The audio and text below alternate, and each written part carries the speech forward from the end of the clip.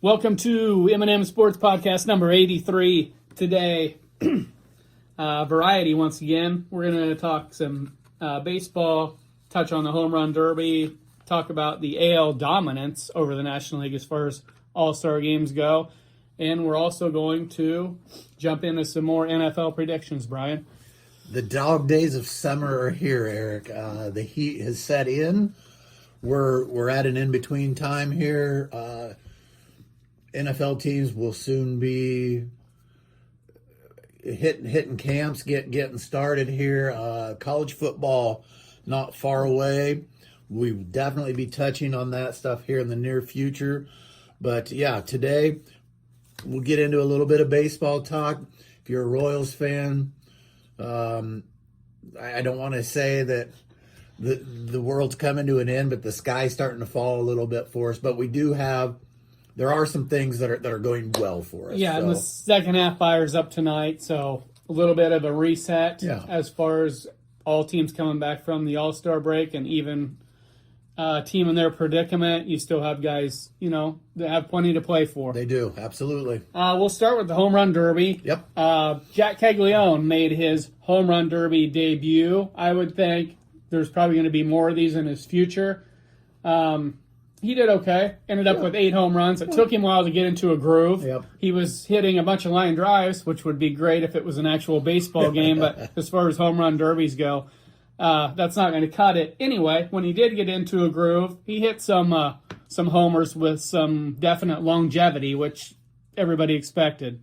Yeah, some length, if you will. Some lengthy home runs. We know the pop is in his bat, which was evident the other night, hitting that third deck in Philadelphia. Cags, he's going to be he's one of those players that I'm talking about that he's going to be just fine. He's something to look forward to the second half of the season. Right.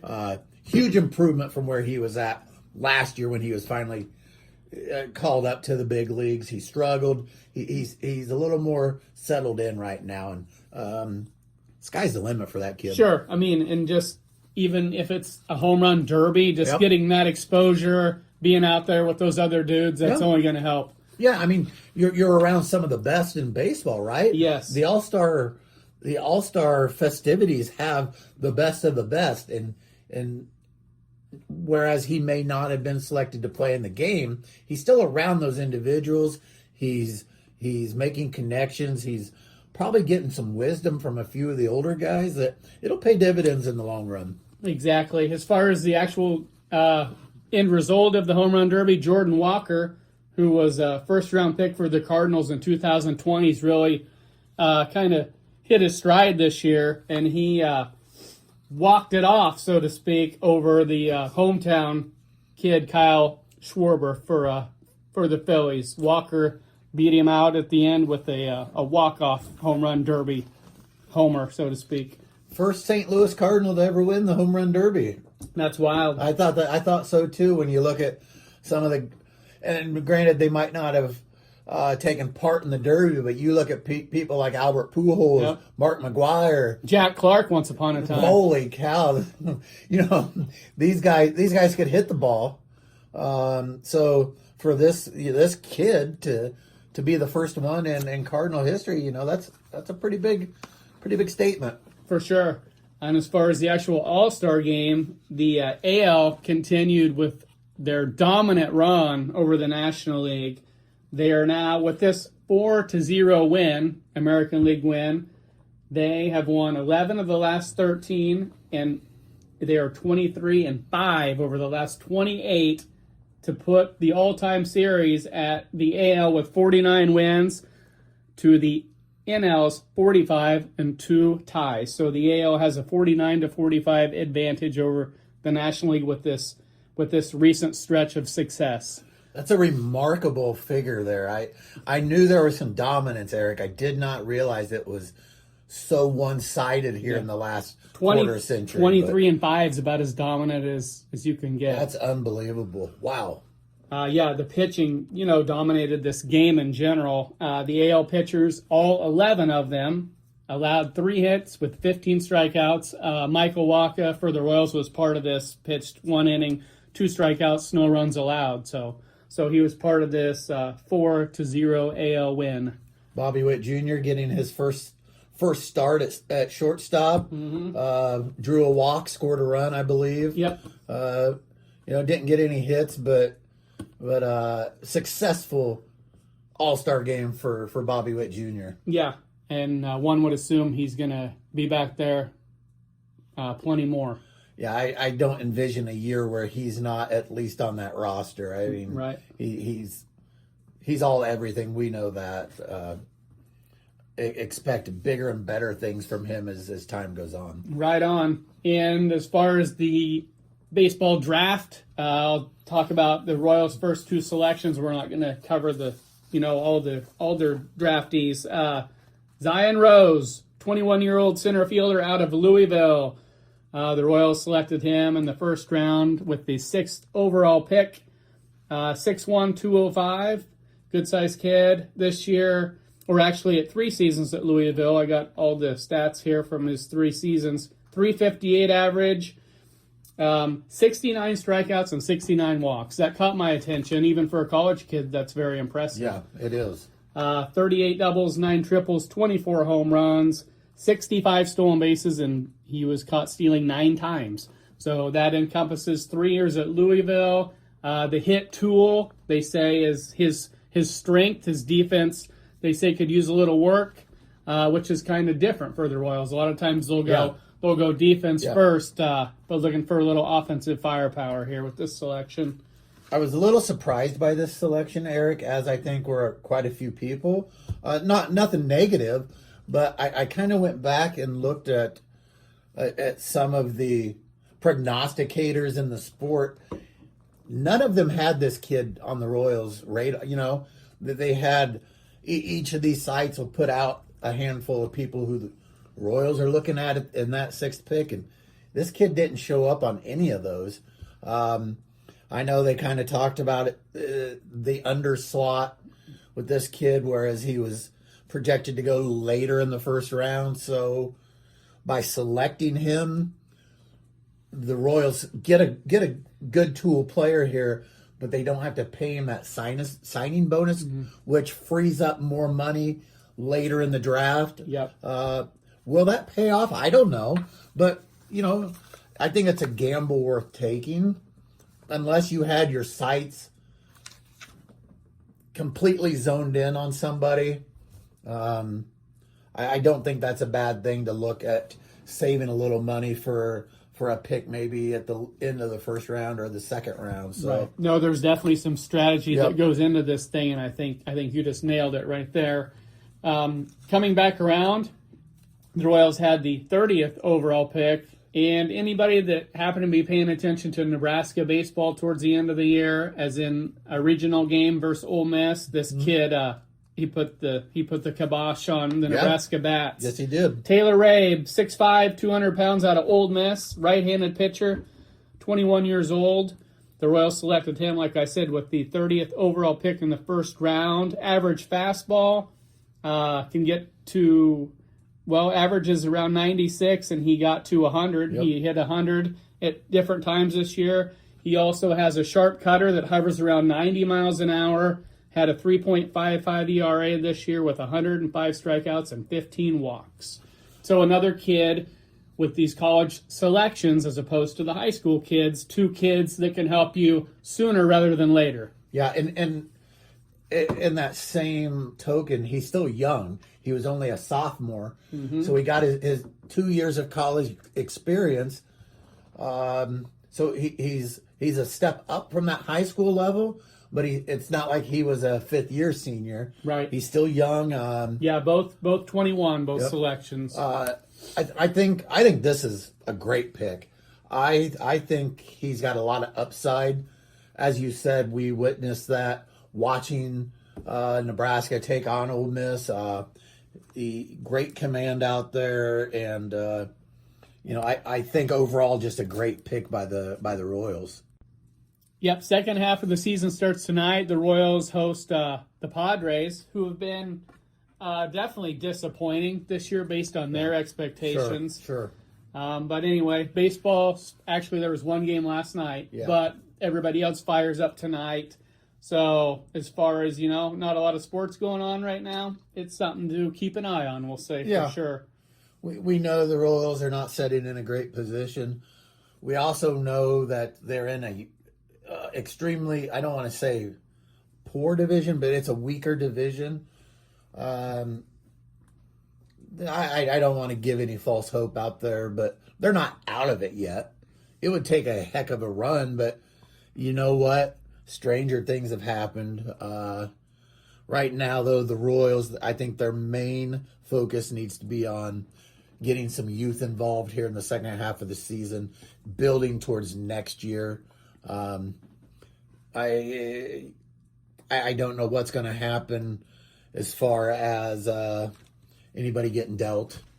I think we're winding down on the trade deadline, aren't we? Here, I believe the 1st of August is the deadline. So what's happening, in my opinion, is with these injuries to Reagans and Bubic, I think that's going to make them very gun shy as far as possibly trading Walker, possibly trading Lugo. I think that's off the table because they're looking at next year and they're saying who's going to fill out this rotation. Right. Yeah, based on the injuries that they've had, and I guess that's understandable. As much as maybe we want them to go out and get somebody, to, get some youth back for some of these guys, we also have to realize that the window is small for clubs like the Royals, and I feel like we have a pretty solid group that this is a time to make a run. Let's worry about next year. Get the youth some action here in the second half of the season and get ready for spring training. Right. All right, NFL, we talked about last podcast how we we're going to try to touch on a couple divisions, each podcast. And today we're going to focus on the NFC and the AFC North, Brian. Yeah, here we are. It's only the third week of July, but in reality, Eric, we're not that far off. So once preseason gets here, it seems to go by really fast. It does. It's like the unofficial starts. Yep.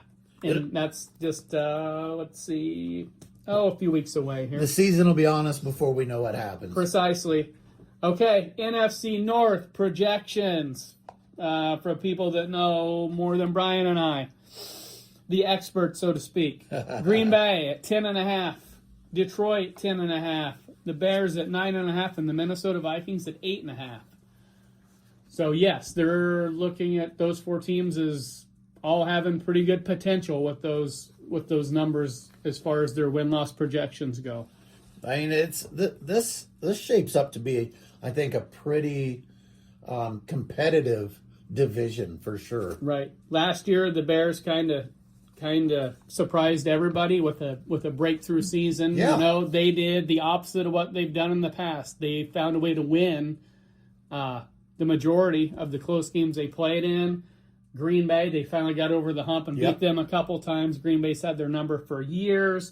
So the big question is, how will they bounce back this year after having a year like that? And now the target will be on their back to where nobody's overlooking them. Yeah, they're not going to be nobody's going to get surprised by them this year. Right. I do want to say that I think the NFL is it's more enjoyable when a team like the Bears are back on top for a while.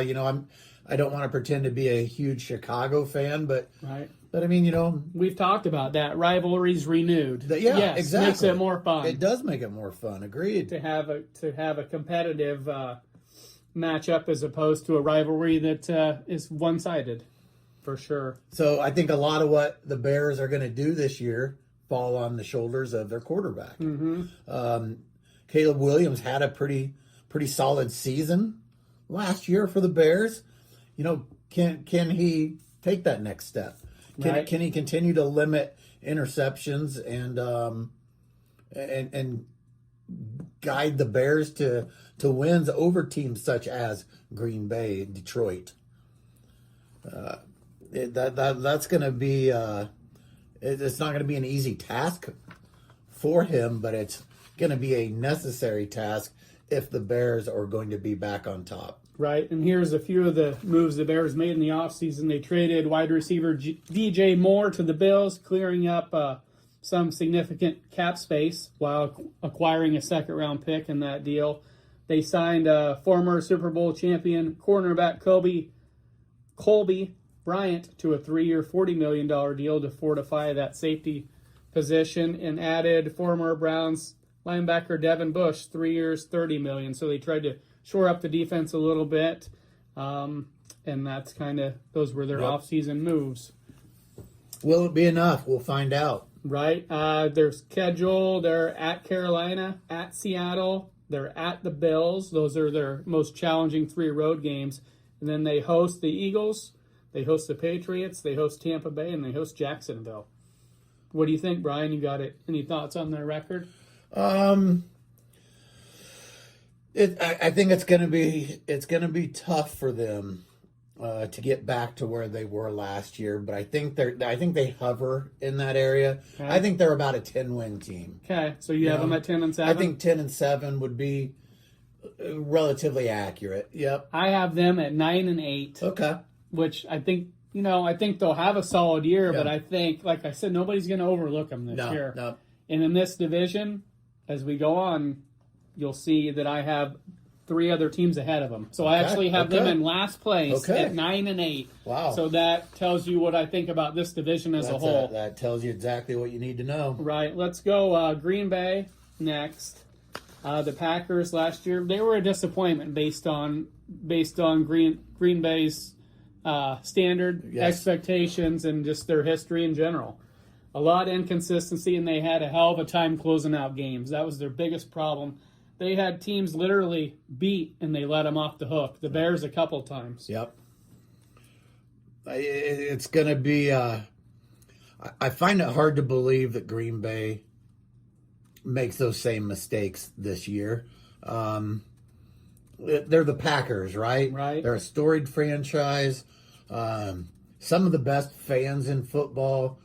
Great venue to play in.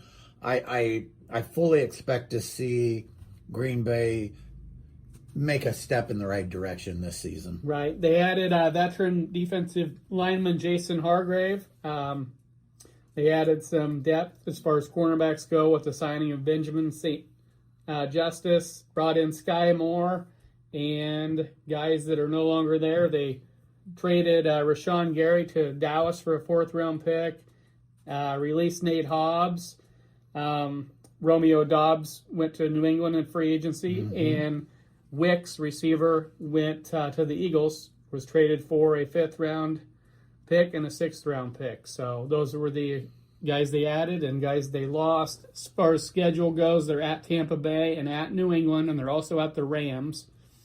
And they host the Bills and they host Houston. So those would be what I would perceive as their 5 most challenging non-division games in a division that we talked about is going to be a challenge in itself. I have Green Bay at 10-7.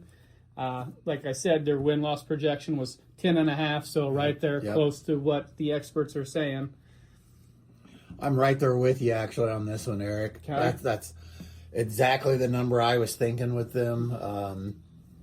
It's not going to be a breakout year for the Packers, but it's going to be a step in the right direction for the Packers. Right. And next we'll jump into Detroit, the Lions. They've never made a Super Bowl. They came so close a couple years ago and lost to the Niners, and last year was a little bit of everything, but yes, it was definitely a disappointing year based on what they were hoping to achieve. Yeah, for sure. I definitely don't see them struggling as bad this year. Okay. I think they've got to get back to that magic they had a couple years ago, and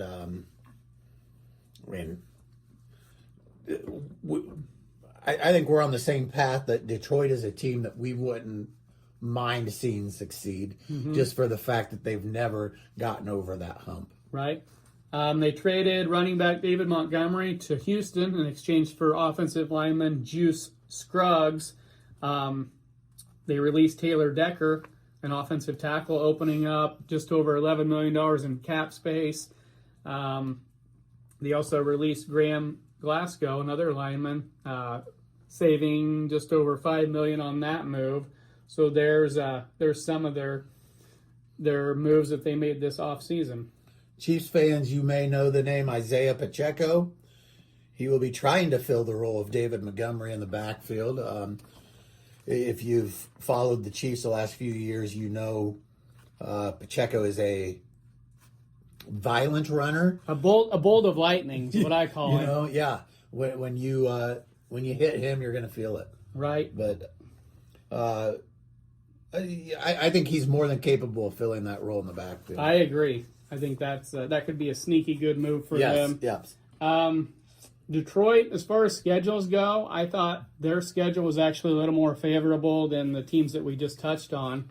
They're at the Bills and they're at Carolina. Those are what I would perceive as their two toughest road games. There'll be a dog at Buffalo, I'm sure, but Carolina's most definitely winnable. Mm-hmm. And then they host New England, Tampa Bay, and the Giants at home. So I feel like the schedule plays in their favor more than the other teams in this division, which is why I have them going 11-6. Okay. It doesn't necessarily mean that I think they're better than Green Bay. I just think this is schedule driven, which is why I have them winning one more game than Green Bay. Their win-loss projections at 10.5. I have them going 11-6, like I said. I'm going to go one better than you, Eric. I'm going to put them at 12-5. Okay. Yeah, I could definitely see that. I think, like you said, the schedule does play to their favor. I think they have a little bit of an axe to grind after kind of falling off last year. Mm-hmm. I think Detroit's going to put together a strong season. Okay. And then our last team in the division is the Minnesota Vikings. Their big move was bringing in Kyler Murray from Arizona. I find this one very interesting because he goes from a place where he had limited weapons and not much to work with to the Vikings, who are absolutely loaded on the offensive side of things. And they got him on the cheap. I mean, they signed him to a very team-friendly contract. He's going to compete with J.J. McCarthy, but I think anybody that follows the NFL knows who's going to be starting the first game, barring injury. Yes. Yep. McCarthy still has a ways to go, it looks like. And Murray, I think, will really be rejuvenated, and I think he could have a pretty good year for Minnesota. Like you said, a change of scenery is always good, but when all of a sudden you've got some talent around you that you're not used to having, I mean, who knows what he's capable of doing? Right. As far as their schedule goes, they are at Tampa Bay, they're at New England, and they're at New Orleans. And they host the Bills, they host San Francisco, and they host Washington. I view that schedule as doable. I have Minnesota 11-6. So that would be my surprise pick in this division based on their win-loss projection of 8.5. So I have Detroit and Minnesota with the same record at 11-6. I'm going to put them at 10-7. Okay. Just a step below you. Still maybe a little higher than their projection total, but again, I think a healthy Kyler Murray will provide the Vikings with that punch at the quarterback position. Right, and it's him, but it's also, if you look at their offensive weapons, like we talked about, Justin Jefferson. Yeah. There's nobody better when he's healthy. Who doesn't want that Aaron guy? Jones at running back, backed up by Jordan Mason, who showed that he's very capable backup. Jordan Addison, a lengthy receiver out of USC. Jennings had a pretty good year as a third receiver last year. Then you throw in T.J. Hawkinson at the tight end position. They don't have to be great on defense. They have to be at least adequate, and they have to have Murray play like he's capable of playing, but I don't see it as a big stretch as far as them winning 11 based on what we just talked about. No, and I'll be honest with you, if injuries and if everybody stays healthy, this could be a 12-win team pretty easily. I think they're going to exceed that 8.5. Yeah, I agree. That's my favorite pick as far as this division goes, and it's not even close. I think they top the 8.5, barring injury, something unforeseen. They stay healthy, I think they'll be fine, and in what's going to be a crazy competitive division this year. It will be. for sure. Yeah. Okay, we'll now jump into the AFC North, where you have one coach back from last year, and that would be Zach Taylor for the Bengals. Otherwise, just changes abound with Harbaugh leaving Baltimore, as we've discussed, Tomlin out at Pittsburgh, and the Browns, the revolving door that is the Browns. They hire former offensive coordinator Todd Monken from the Ravens. Yeah, with Harbaugh gone and with Pittsburgh, with Tomlin gone, I mean, those two guys had been at their respective teams for what feels like forever. Right. Zach Taylor at Cincinnati, this could be a make or break year for him. He's dealt with a lot of injuries the last few years, but he's got a lot of talent on that team, and I think he has to win this year, or I think he'll be done. I agree. Yeah. Let's go with the Ravens to start. As we discussed on previous podcasts, they hire a 43-year-old Jesse Mentor to take over. He's a former defensive coordinator of the Michigan Wolverines, where he won a national title there. And he was there 2 years under Jim Harbaugh, of course. And then he goes with Harbaugh to the Chargers for a couple years. So I think he's going to do a good job. I really do. They got a lot to work with. Lamar, he's getting a little older, but he should still have some pretty good years left in him. Yeah, I'm not unfazed by his age yet. I think he's still got a lot of good production left in him. Now, Derrick Henry, running back, is getting some miles on him, but they have adequate backups. The dude's tough, though. He is, and they'll play it smart to where they're not running him into the ground. Yep.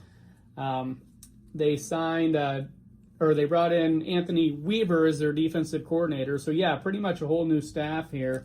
And then they brought in the Bears offensive coordinator from last year to take over the offense. So Declan Doyle is his name.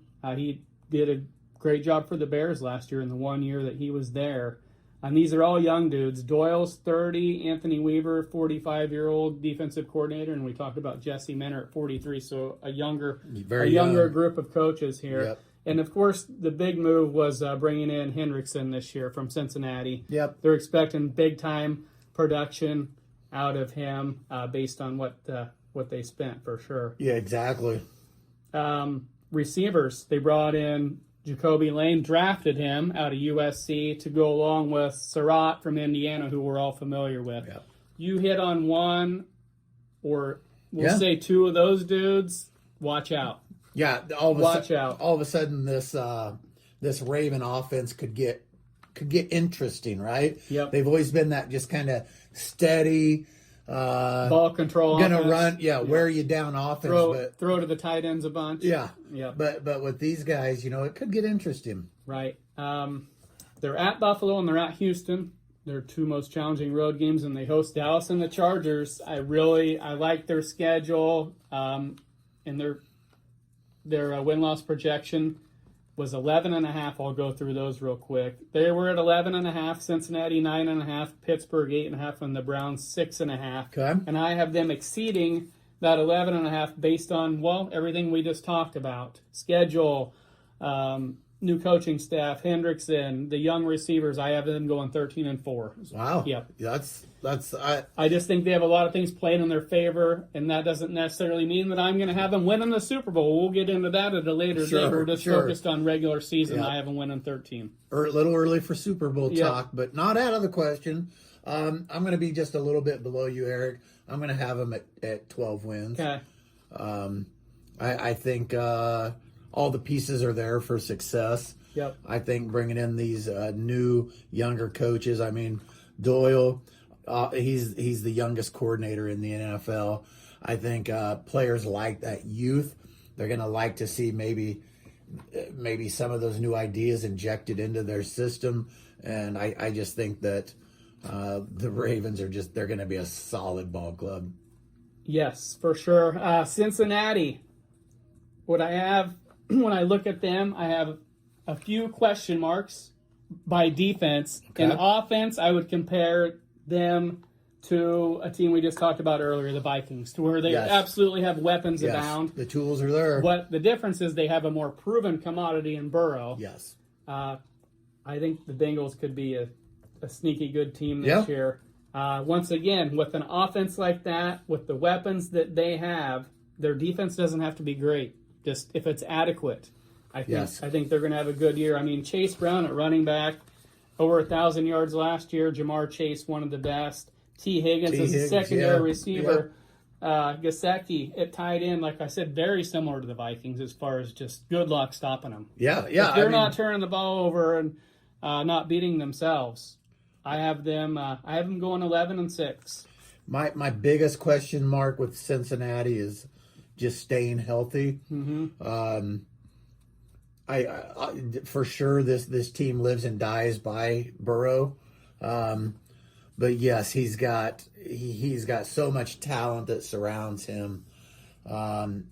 Barring any absurd happenings, I have them at 12 wins this year. Okay. Yeah. So we're pretty close. I mean, we're both over their 9.5 with me having them at 11-6 and you 12-5. Their offensive line was actually even better than I thought last year, and I believe they're all back this year. They only allowed 36 sacks, which was the 14th fewest in the league, and they blocked well enough for Chase Brown to exceed 1,000 yards rushing. So if they stay healthy with the weapons they have, they should be right in the mix. I agree. When it's all said and done. Pittsburgh Steelers, more changes. Tomlin out. They bring in Pittsburgh native Mike McCarthy, who way back when in 2010 won a Super Bowl with the Packers. So he does have that Super Bowl ring. He's 62 years old and taking on a new challenge, we'll say. I guess my biggest question for the Steelers is going to be, and I'm going back to Green Bay that you just brought up with McCarthy, but Aaron Rodgers. What are you saying? He's not getting any younger? He's definitely not getting any younger. We know what he's capable of doing, right? Just 42. He's just 42, Brian. Well, I guess Tom Brady did it, right? 24 touchdowns and 7 interceptions last year. That's pretty damn solid.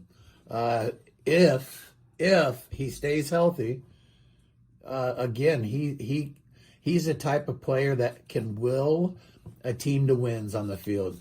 Right. He's calm under pressure. He has that demeanor. He's got some fire to him. He's not afraid to get on somebody, but I think the success or lack thereof for Pittsburgh definitely will come down to Aaron Rodgers. Okay, speaking of success, do you know how many consecutive non-losing seasons the Steelers as an organization have had? I know Tomlin had a lot of them. I want to say it was like 18, 19.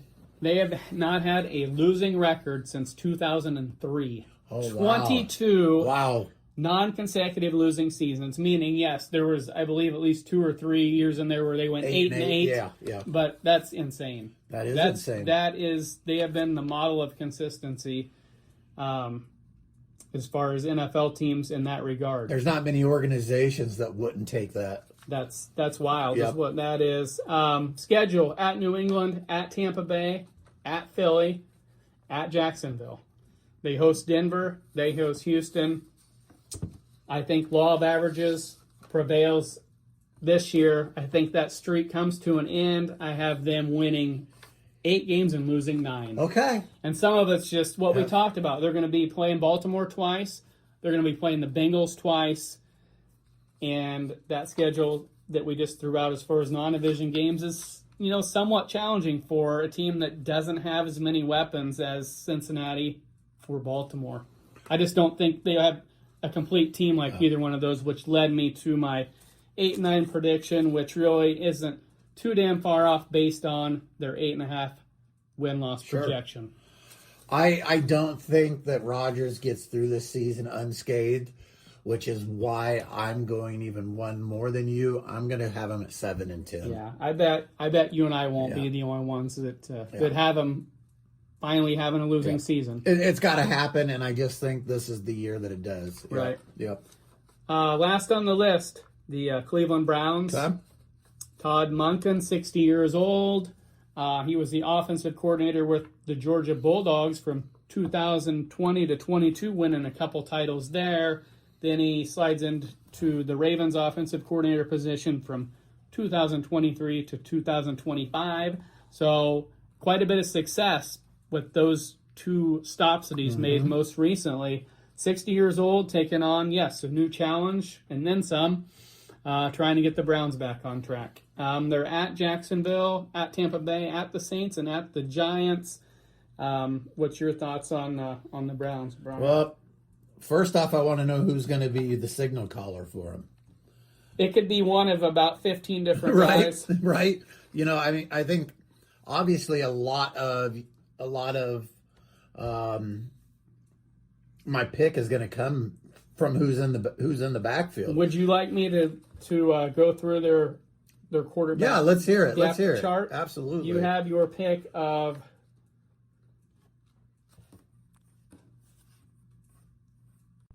Yeah, Brian, you have your pick of Deshaun Watson, Shedeur Sanders, Dylan Gabriel, and just for the heck of it, they decided they'd go out and draft one this year. They got Taylon Green from Arkansas. Hey, what's one more, right? You know, when nobody's necessarily separating themselves. I think a healthy Deshaun Watson would be the likely starter at that position. I mean, I've been on this kid for the last few years, but I do not think Shedeur Sanders possesses the capability to be a successful NFL quarterback. I'm just going to say it. I don't know that Dylan Gabriel is any better. So if Watson's not your man, it may be Sanders out there. But I've seen some of the throws that kid tries to make. They worked in college. The NFL, it's a little different story. Right. I just don't think he possesses that capability to play it at the speed of the game that the NFL requires. You know, I just the best I can put it. With that being said, I don't expect great things from the Cleveland Browns this year. Okay. You got a win total? Or? I'm putting them at 4 wins. Okay. Yeah. I got them at 5-12. Okay. And they're at 6.5. Their win-loss projection. Yeah. I mean, if they get to 7 wins, I think they're doing pretty good. I mean, that would definitely be and successful based on this division and a new coach and what have you. Yeah. Yeah. I'd be pretty surprised if they do. So yeah, I got them with 5. You got them at 4. And if they get there, great. I'm not rooting against them. I think they're gonna have to have a lot of things go in their favor to get to that 6 or 7 win mark. It sure seems that way. Yep. Anyway, that closes out the NFC and AFC North. So you got our thoughts on those divisions, talked a little baseball as well, and we'll continue to mix it up as we get closer to football season. Yeah. As I said at the beginning of the podcast, we will be rolling out some more college information soon. I don't want to get too in-depth on any of it yet because we all know the landscape of the college game is ever-changing, and I hate to say too much until I know exactly who's on the dang teams anymore, Eric. Fair. So we appreciate you guys. Share us with your friends, and we'll be back to give you some more of our expert picks before the seasons begin. Exactly. Have a good one.